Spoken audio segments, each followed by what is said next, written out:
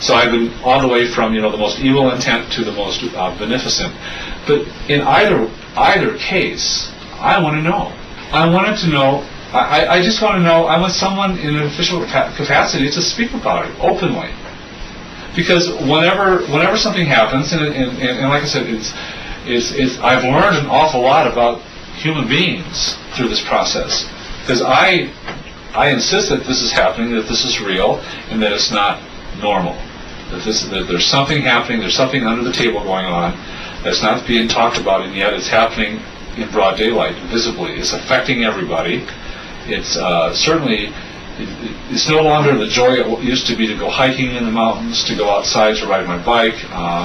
I've had more upper respiratory and lower respiratory and sinus infections and health problems in the last 5 years than I have in all my life combined. And so that's part of my concern, and also a lot of the people that I care about have been very ill. But in terms of, are they going to stop it? Because the public is concerned? Well, the public is going to have to get really, really concerned in a very, very big way. And the thing that, now that's a cynical view. A paranoid view is that, well, if the public does have a big outcry against this, well, we already know they can blatantly spray us with whatever the hell they please, and it could be, they could put us to sleep or something, they could put something in, some tranquilizers or something. We'd just be walking zombies. In a lot of ways, I think a lot of our population are walking zombies. I mean, the general lack of the ability to think critically about anything outside of one's own personal life, safety, football games, is astounding to me. The hopeful view is that they're going to stop this at some point during my lifetime so that I can see blue skies again. And you know what? I've never, ever had that feeling before until this started, that there's actually one thing I want to see before I die, and that is a really deep blue sky.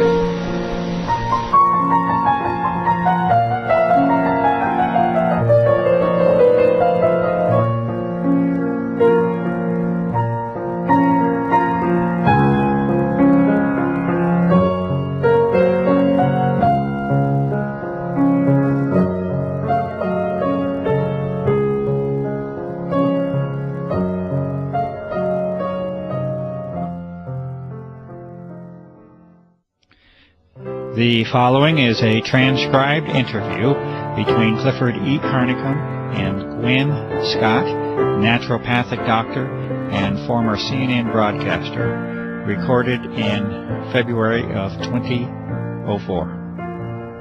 Question: when did you become aware? When did you find out? How did you find out about the existence of these operations, and whether they are real or not?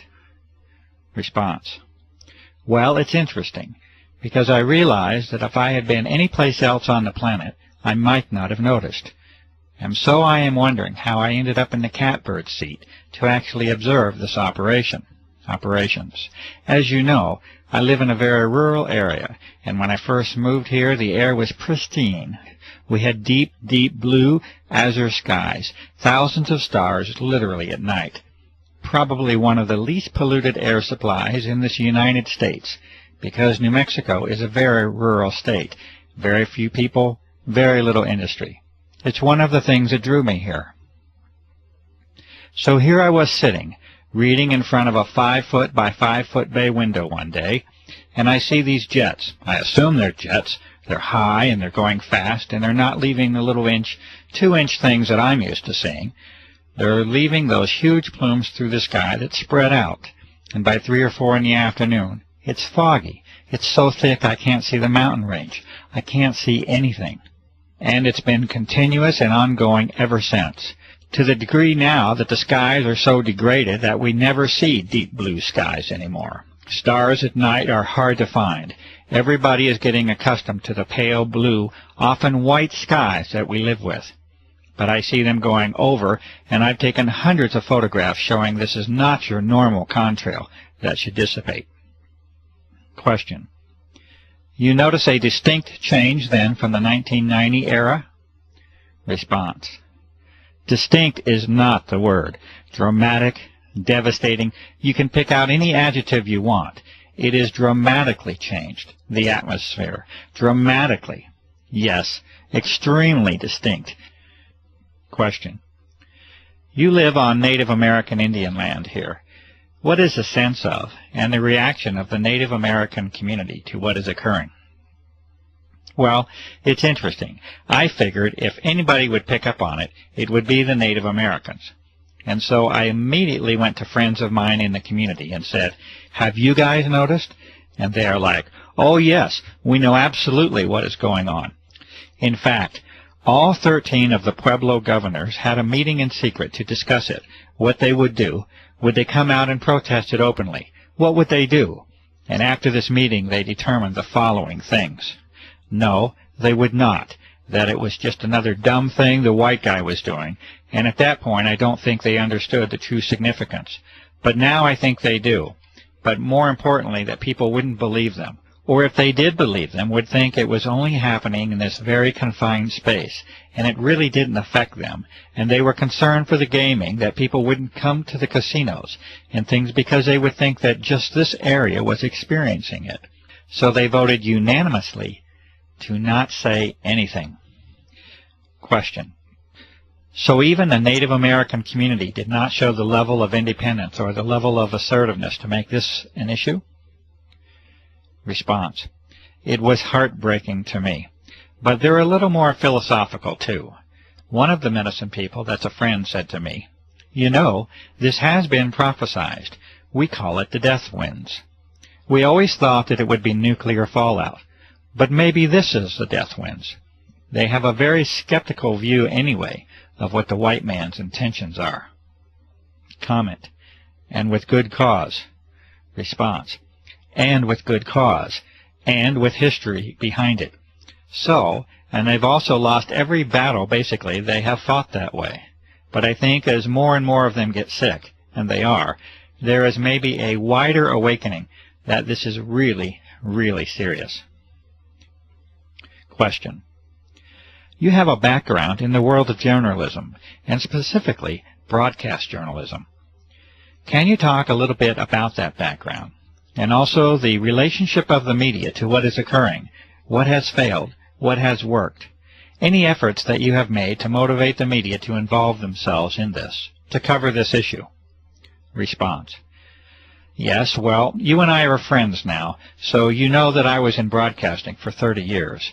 I worked for all 3 affiliated networks, ABC, NBC, CBS, and many of the larger markets, and I culminated my career as an anchor at CNN and Headline News. So the medicine part of me was kind of going along as my passion, and so I made my living and had my career as a broadcaster. And any free time I had was spent studying the medicine, because that was where my true heart lay. So I have over the years a lot of really good contacts in some pretty high places in the media.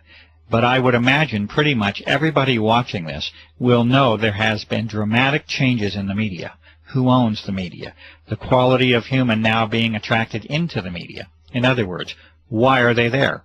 When I started, it was mostly all print folk, and they kind of had to tell us, you know, come on, clean up your act. This is visual. But people were coming from the old school of journalistic, afflict the comfortable, and comfort the afflicted. And you are the watchdog, and you go for that story, and you never accept the official version, and on and on and on.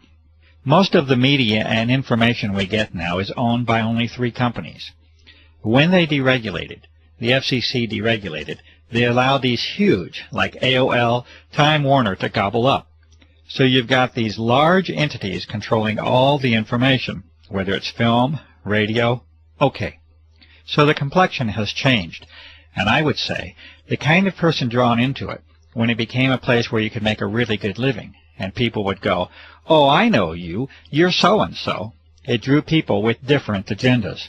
So you don't necessarily have the hardcore, old-fashioned, get the story. I don't care if my hair is a mess, I don't care if I'm dripping wet. There's a few out there still, but for the most part. So that's that. And yes, when this started, I called in every chip I ever had. I called